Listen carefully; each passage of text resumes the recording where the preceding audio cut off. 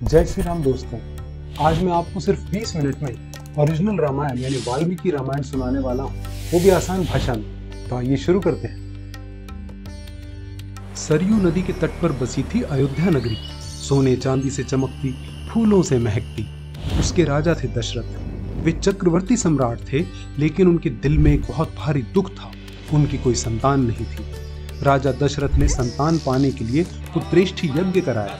वसंत ऋतु का दिन था, नवमी तिथि, शुक्ल पक्ष, चैत्र मास। कौशल्या ने जन्म दिया राम को, सूर्य समान तेजस्वी, चंद्रमा समान शीतल। कैकेयी ने भरत को और सुमित्रा ने लक्ष्मण और शत्रुघ्न को जन्म दिया।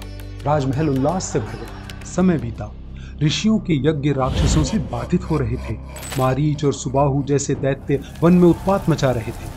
महर्षि विश्वामित्र दशरथ के दरबार में आए और बोले, राजन, अपने पुत्र राम को मुझे दीजिए, वह मेरे यज्ञ की रक्षा करेगा। दशरथ विचलित हुए। राम तो अभी 16 साल का भी नहीं हुआ। परंतु महर्षि वशिष्ठ ने समझाया, विश्वामित्र शास्त्र और शस्त्र दोनों के परम ज्ञाता है, इनके साथ राम को बेझिझक भेज दीजिए। राजा दशरथ ने सहमति दी। राम और लक्ष्मण विश्वामित्र के साथ वन को चले गए। राम और लक्ष्मण दिन रात विश्वामित्र के आश्रम की रक्षा करने लगे। छठे दिन राक्षस मारीच और सुबाहु ने हमला कर दिया। राम ने दिव्य अस्त्र शस्त्रों से उनका मुकाबला किया, जिससे सुबाहु मारा गया और मारीच भाग गया। ये राक्षस मारीच रावण का साथी बनकर दोबारा कहानी में आएगा। अगर आप जानते हैं तो अभी कमेंट्स में लिखकर बताइए। विश्वामित्र के साथ राम और लक्ष्मण मिथिला पहुंचे। मिथिला के राजा जनक ने शर्त रखी थी कि शिवजी के धनुष पिनाक पर जो प्रत्यंचा चढ़ाएगा, उसी से सीता का विवाह होगा।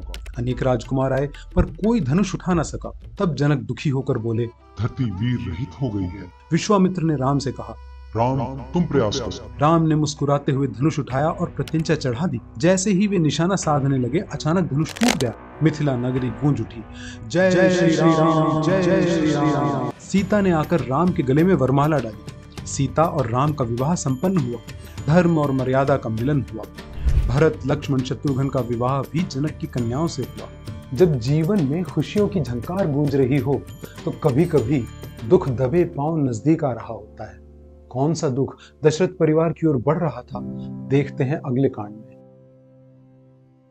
राजा दशरथ बूढ़े हो चुके थे। उनकी इच्छा थी कि राम को अपना उत्तराधिकारी बना ले। राजसभा में घोषणा हुई, कल प्रातः राम का राज्याभिषेक होगा। नगर में उत्सव का माहौल छा गया। हर घर में दीप जल उठे। अयोध्या एक सुनहरी नगरी सी जगमगाने लगी। एक तरफ ये खुशी का सागर उमड़ रहा था, तो दूसरी तरफ ईर्ष्या की आंधी उठ रही थी। राजमहल में कैकेयी की दासी मंथरा उसे समझा रही थी, अगर राम राजा बना तो ये भरत के साथ अन्याय हो। राम की माता कौशल्या महारानी बनेंगी और आप एक साधारण रानी बन जाएंगी। कैकेयी ने कोप भवन में प्रवेश किया। राजा दशरथ उनके पास पहुंचे और कारण पूछा। कैकेयी बोली, राजन, क्या आपको याद है, आपने मुझे एक युद्ध के समय 2 वरदान का वचन दिया था। दशरथ ने कहा, हाँ महारानी, जो चाहूं मांग लो। कैकेयी ने कहा, पहला वरदान भरत का राज्याभिषेक हो। दूसरा वरदान राम को 14 वर्ष का वनवास दिया जाए। दशरथ ने मनाने की खूब कोशिश की, लेकिन कैकेयी नहीं मानी। जब राम को यह समाचार मिला तो उन्होंने शांत भाव से माता पिता के चरण छुए और कहा, पिताश्री, आपके वचन ही मेरे लिए धर्म है। मैं तुरंत वनवास जाने को तैयार हूँ। सीता बोली, अगर आप वन जाएंगे तो मैं भी आपके साथ चलूंगी। लक्ष्मण ने भी प्रण लिया, जहाँ राम है वहीं लक्ष्मण है, मैं भी आपके साथ वन जाऊंगा।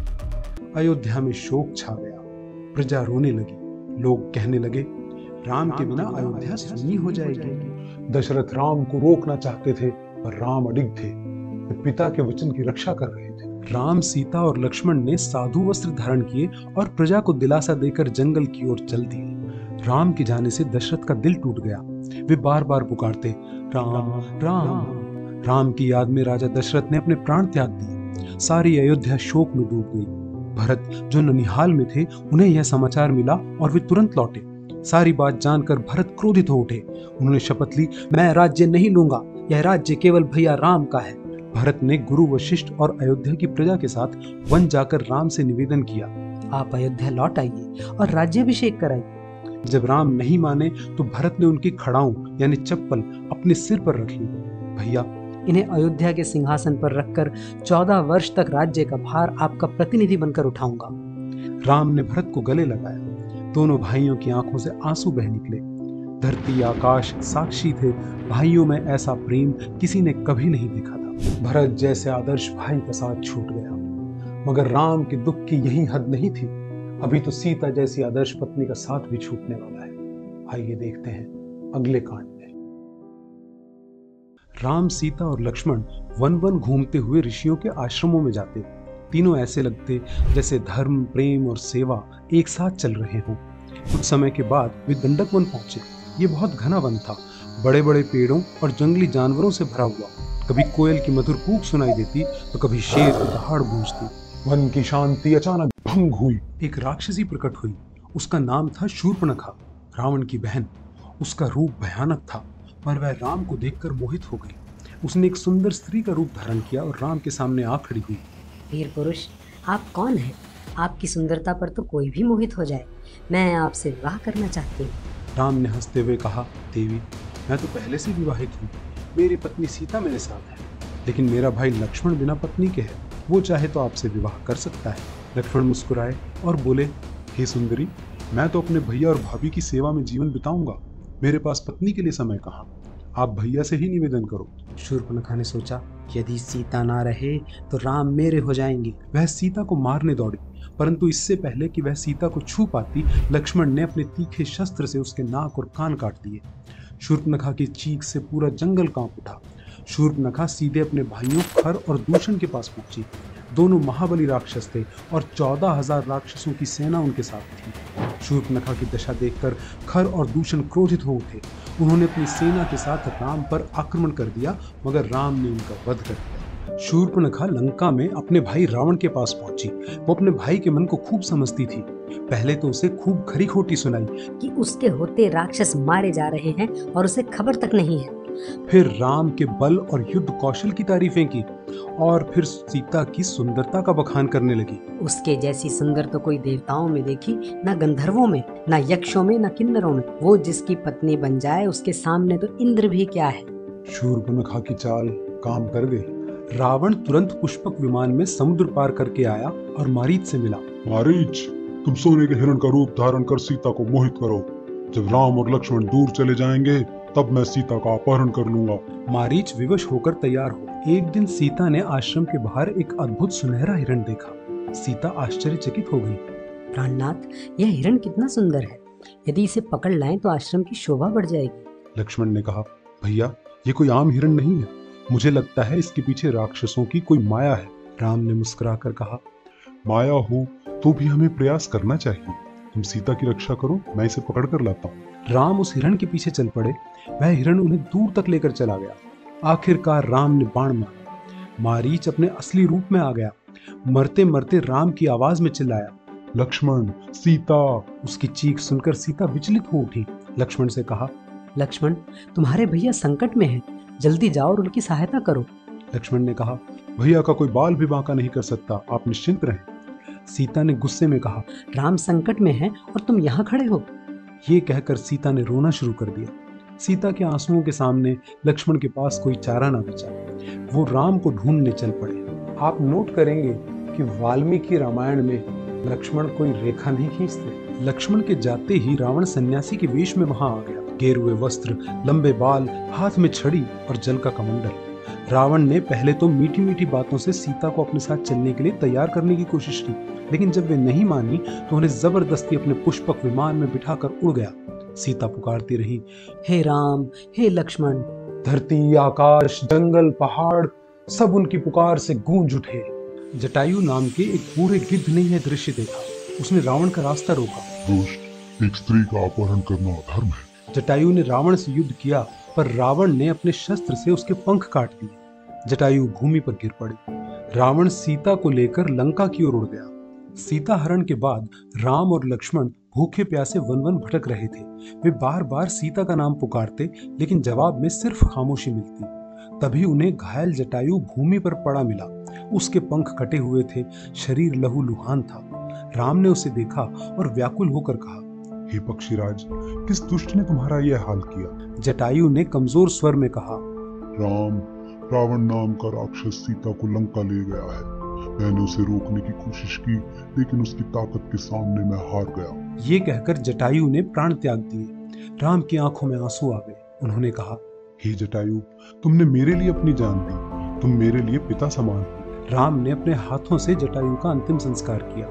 अब रामचंद्र जी को पता चल चुका है कि सीता अपहरण किसने किया है, लेकिन उनके पास न राज्य है न सेना, तो कौन करेगा सीता जी को छुड़ाने में उनकी मदद। देखते हैं अगले कांड।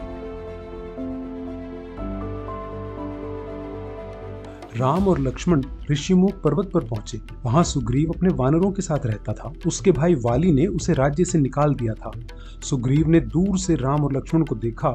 दोनों के तेजस्वी रूप को देखकर वह डर गया और बोला, ये दोनों कौन है?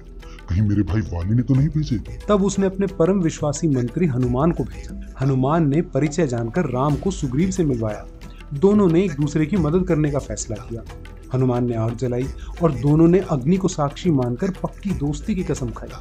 राम और सुग्रीव ने एक योजना बनाई। सुग्रीव ने वाली को युद्ध के लिए ललकारा। सुग्रीव और वाली में भीषण युद्ध हुआ। राम ने देखा कि दोनों भाई रूप और शक्ति में समान हैं। पहचानना मुश्किल था कि कौन वाली है और कौन सुग्रीव। वाली ने सुग्रीव को हरा दिया। राम ने सुग्रीव को कहा, मित्र, तुम अपने गले में एक फूल माला पहनो, तब मैं तुम्हें पहचान कर सही समय पर मदद करूंगा। फिर से युद्ध हुआ। इस बार राम ने फूल माला से सुग्रीव को पहचाना। जब वाली ने सुग्रीव को दबोचा, तब राम ने अपने तीखे बाण से वाली का वध कर दिया। वाली ने अपने पुत्र अंगद को राम की शरण में सौंप दिया और प्राण त्याग दिए। सुग्रीव के राजा बनने पर श्री राम ने उससे कहा, सावन का महीना आ चुका है, अब 4 महीने बारिश रहेगी, इसमें सीता की खोज करना संभव नहीं होगा। तुम अपनी राजधानी में रहो। पिताश्री को दिए वचन के अनुसार मैं किसी गांव या शहर में प्रवेश नहीं कर सकता। मैं लक्ष्मण के साथ यहाँ माल्यवत पर्वत पर रहूंगा। जब कार्तिक का महीना शुरू होगा, तब हम सीता की खोज शुरू करेंगे। सुग्रीव राजगाज में मस्त हो गया। सही समय पर हनुमान ने उसे उसका वादा याद दिलाया। सुग्रीव ने तुरंत वानर सेना को चारों दिशाओं में सीता की खोज का आदेश दिया। वानर दल ढूंढते ढूंढते समुद्र के किनारे तक पहुंच गया। वहां उन्हें जटायु का भाई संपति मिला, जिसने उन्हें बताया कि रावण की लंका 100 योजन समुद्र के अंदर है। वानर दुखी हो गए कि 100 योजन की छलांग कौन लगा सकता है। वृद्ध जामवंत ने हनुमान के पास जाकर कहा, हे वानर श्रेष्ठ, तुम वायुपुत्र हो, तुम्हारे अंदर अनंत शक्ति है। तुम पर्वतों को उखाड़ सकते हो, आकाश में उड़ सकते हो। तुम्हें सिर्फ अपनी शक्ति को याद करना है। हनुमान ने विशाल रूप धारण किया। उनका शरीर पर्वत के समान ऊंचा हो गया। उन्होंने गर्जना की, यदि मेरी शक्ति भूल भी गई थी तो अब मुझे याद आ गई है। मैं सीता माता का समाचार लेकर ही लौटूंगा। सभी वानरों ने आकाश हिला देने वाला जय घोष किया, जय हनुमान।